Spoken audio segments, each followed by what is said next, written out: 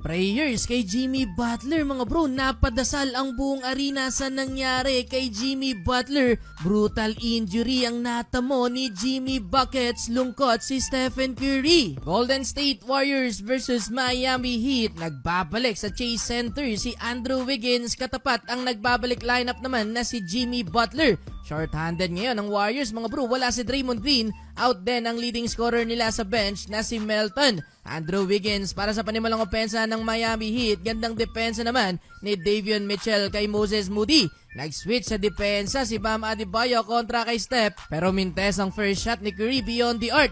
Galing sa nagbabalik lineup na si Jimmy Butler ang first two basket ng home team.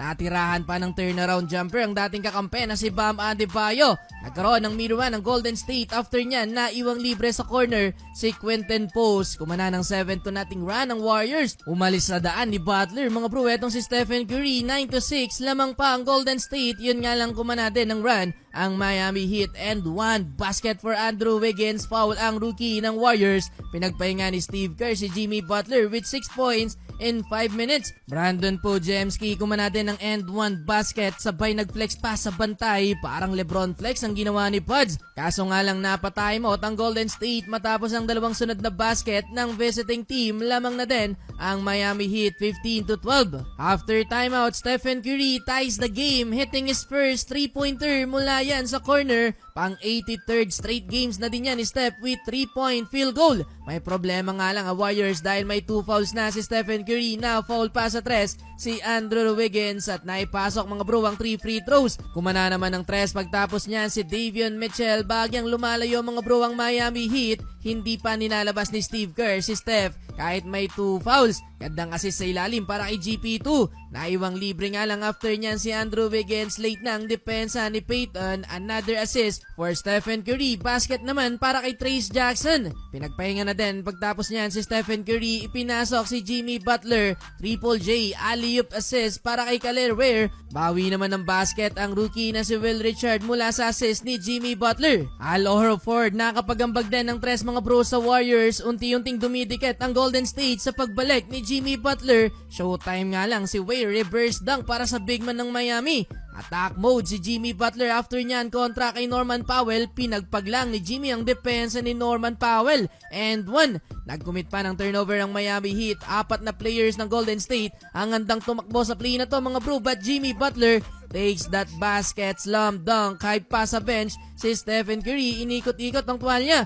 Kumana ng 7 straight points ang Warriors, kaya muling bumalik sa home team ang lead. 13 points sa first quarter si Jimmy Butler, 36-34 and of first quarter. Bago magsimula ang second quarter mga bro, binigyan ng tribute ng Warriors si Andrew Wiggins. Standing ovation ng crowd kay Wiggins. Nakangiti din na habang pumapalakpak si Steve Kerr. Parang nagpipigil lang ng luha si Andrew Wiggins sa tribute sa kanya ng Golden State. Well, second quarter, back-to-back 3-pointer ang naipasok ng Miami Heat.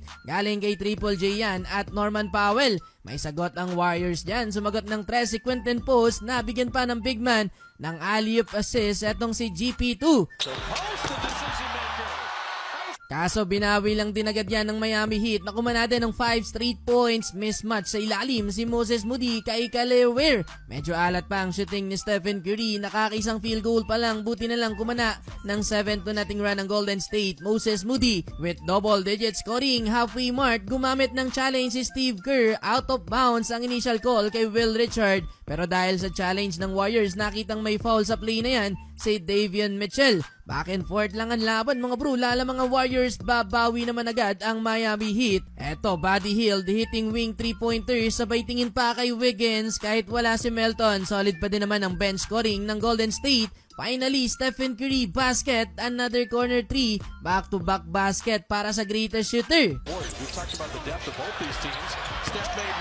Tulala ang film coach sa ginawa ni Stephen Curry. Nakalamang pa ng 8 points ang Golden State. No look assist ni Stephen Curry sa ilalim para kay Jimmy Butler. Yun nga lang, Andrew Wiggins bumawi ng back-to-back basket sa visiting team. 18 points para kay Wiggins sa first half, pero kontrolado ng Golden State ang lead. 7 assists naman for Stephen Curry with 11 points. Perfect shooting naman sa 3 si Post, 3 of 3 beyond the arc. Babaon sana ng 8 points ang Golden State kundi lang pumahabol ng dalawang sunod na basket sa dulang Miami Heat. 70-66, apat ang lamang ng Golden State. Entering the third quarter mula kay Bam Adebayo mga bro ang first basket ng Heat sa second half. Galing naman kay Steph ang opensa ng Warriors. Layup. Another assist for Stephen Curry. Tres mula sa rookie na si Will Richard. Hawak pa din ng Warriors ang lead.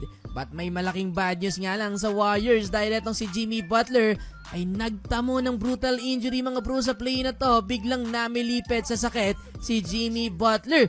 Non-contact pero yung paglanding ng right knee ni Butler ang napuruhan. Parang yun nangyari lang mga bro kay Kyrie Irving. Mangiyak-iyak si Butler habang napasugod naman si Steve Kerr sa player niya. Ilang minuto din bago makatayo si Jimmy Butler habang alalay ng dalawang teammates papalabas ng court. Nagawa pang ngumiti ni Jimmy Butler habang baka sa mukha ni Steph yung lungkot. Rekta na kagad sa locker room si Jimmy Butler at hindi makalakad mga bro si Jimmy. At malabo nang makabalik pa sa game. Ganda pa naman ang nilalaro niya ngayon with 17 points in 21 minutes. Back in the game, napa-timeout si Coach Po dahil nakalamang ng 7 points ang Golden State. After ng timeout, patuloy ang momentum ng home team. Stephen Curry hitting 3-pointer. Nasundan pa yan mga bro ng dalawang sunod na assist ni Stephen Curry. Tuwang-tuwa pa ang greatest shooter mga bro sa ginawa na to ni GP2. Bringing together stops right now. GP2 laying it up and in. Grabe yung saya ni Stephen Curry mga bro, parang wala lang nangyari. Lumobo pa sa double figure ang lead dyan ng Golden State kung saan umabot yan ng 15 points, biggest lead sa third quarter. May 17 threes na sa game ang Golden State, mukhang magbe-benteng tres na naman sila. Tatlong sunod na tres ang naipasok ng Warriors. Papatapos ang third quarter mga bro, kaya maintaining sa double digit ang inahabol ng Miami Heat 104-93 heading into the fourth and final quarter. Well, fourth and final quarter, dalawang sunod na tres mga bro ang naipukol ng Golden State. Isa doon ay galing kay Stephen Curry pero hindi pwedeng mag-relax ang Warriors sa team na to ni Coach Po dahil anytime pwedeng kumambak ang Miami Heat. Foul trouble pa si Stephen Curry with 5 fouls kaya problema pa yan ng Golden State. Buti na lang kumana mga bro etong si Buddy Hield. Another timeout para sa film coach matapos kumana ng 5 straight points si Buddy Hield. Ngayong matagal mawawala si Butler for sure, balik sa rotation ni Steve Kerr. Etong si Buddy Hield, nakangiti na ulit si Stephen Curry dahil lamang ng 16 points ang Golden State 119-103. After timeout, si Brandon Podziemski naman mga bro ang napa-take over kung saan kumana naman ng 8 straight points si Pods. Dalawang sunod na tres ang naipasok, sabay may tinarashtok pa sa bench ng Miami Heat. Dahil sara na yan ng Warriors, hindi na ibinalik pa mga bro si Stephen Curry dahil 20 na ang lamang ng Warriors. Suko na din si Coach Po, panalo ang Golden State. Buhay pa ang win streak ng Warriors mga bro. 4 na sunod na panalo na yan, 19 points para kay Stephen Curry with 11 assists. 24 points naman off the bench para kay Brandon Podziemski.